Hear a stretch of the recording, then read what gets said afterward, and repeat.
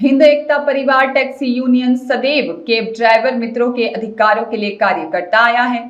इसी श्रृंखला में हिंद एकता परिवार के कार्यकारिणी सदस्यों द्वारा आरटीओ इंदौर पर एकत्रित होकर ज्ञापन सौंपा गया। हिंद एकता परिवार टैक्सी यूनियन के प्रदेश अध्यक्ष राहुल सोलंकी ने कैब ड्राइवर से जुड़ी समस्याओं को भी शासन को बताया, जैसे ओला और उबर की मनमानी और नाम मात्र शुल्क टैक्सी ड्राइवर को उपलब्ध करवाना, प्राइवेट टैक्सी गाड़ियों का चलना जिससे सरकार का भी नुकसान हो रहा है और टैक्सी ड्राइवर्स को भी नुकसान हो रहा है। सभी टैक्सी ड्राइवर्स के लिए एक उपयुक्त ड्रेस का होना जिससे लोग उन्हें आसानी से पहचान सके, जैसी अनेकों समस्याओं को शासन के सामने रखा। इस कार्य में हिंदी एकता परिवार टैक्सी यूनियन से राहुल सोलंकी, रविंद्र जाधव, योगेश, सुनील केवट, महेश सचिन, निखिल शाहरुख, अभिषेक जैन सभी पदाधिकारी उपस्थित रहे। इस कार्य में श्रम आंदोलन से राजेश बिडकर, शशि सातपुते, मध्य प्रदेश एनजीओ महासंघ और अन्य केप यूनियन और संगठन का सहयोग भी प्राप्त हुआ।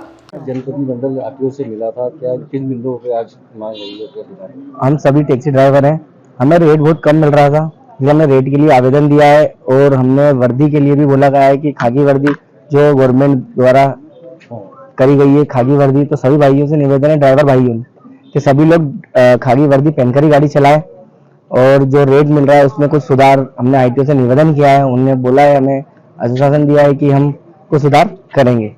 किस प्रकार के अभी रेट मिल रहा है और आपकी डिमांड क्या है रेट को लेकर? बहुत ही मतलब जिस हमें रेट मिलना चाहिए ना उस टाइप का हमको रेट नहीं मिल रहा है, कम से कम रेट मिल रहा है। विजयनगर का एक समय ऐसा रेट था कि हमें 500 रुपए 400 रुपए का रेट मिलता था, अभी हम एयरपोर्ट से पिकअप लेते हैं तो हमें 200 रुपए विजयनगर के मिल रहे हैं, तो इससे हमें बहुत ज्यादा प्रॉब्लम हो रही है, बहुत ज्यादा समस्या का हल वो उठाना पड़ रहा है। इसलिए हम लोग आज आईटीओ ऑफिस सर के पास आए थे, उन लोगों सर को हमने निवेदन लिखा है, तो सर ने हमको बताया कि हम आपकी समस्या का हल करेंगे। आपका शुक्रिया। भैया, मेरा नाम राहुल सोलंकी, टैक्सी यूनियन से प्रदेश अध्यक्ष। आज इंदौर के समस्त कार टैक्सी यूनियन के अध्यक्ष और जो प्रमुख कार्यकर्ता वो इकट्ठा हुए, वो इसलिए हुए हैं कि एक देश कंपनियां जितनी भी ओला, उबेर, रैपिडो, जुगनू, ये जो आरटीओ द्वारा निर्धारित रेट है वो हमको दे नहीं रही है, बाद में कमीशन हमसे और ले रही, तो ये इस धंधे को हम लाभ का धंधा बनाना चाहते हैं, जबकि ये जो चल रहा है हानि का धंधा। मतलब एक ऑटो टैक्सी ड्राइवर को उसका हक नहीं मिल रहा है, इतना पैसा नहीं मिल रहा है, ये सब मजबूर हो क्या है कि हम आरटीओ साहब के पास आए।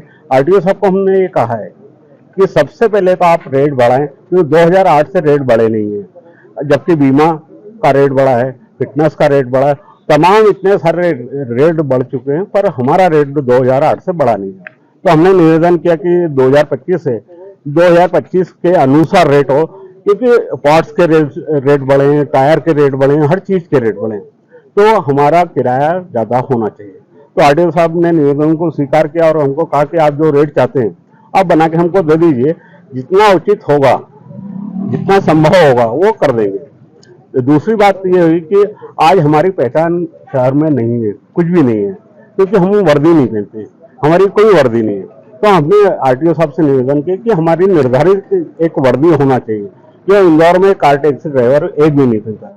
तीसरी चीज, जितनी ऑनलाइन कंपनी है उसमें आरटीओ परिवहन विभाग का कोई हस्तक्षेप नहीं, क्योंकि इनने कोई परमिट लिया ही नहीं है, ये ऐप बेस्ड कंपनियां हैं तो ऑनलाइन चलती है, तो ऑनलाइन चलने की वजह से आरटीओ का नियंत्रण इन पे नहीं है, तो मनमाना किराया लेती है, ड्राइवरों पर अत्याचार करती है, फिर ड्राइवर को जो हक ईमान का पैसा मिलना चाहिए वो नहीं मिलता है। तो ये सब निवेदन किए। फिर हमने एक और प्रमुख मांग रखी, जितनी हमने कमर्शियल टैक्सी करवा रखी है वही डोमेस्टिक टैक्सी, घरेलू उपयोग वाली टैक्सी चलती है, तो इंदौर में आज के बाद ये हम चलने नहीं देंगे, किसी भी सूरत में नहीं चलने देंगे, ये निवेदन किया है। आपका शुक्रिया। राजेश बिडकर, श्रम आंदोलन। रियाज खान की रिपोर्ट।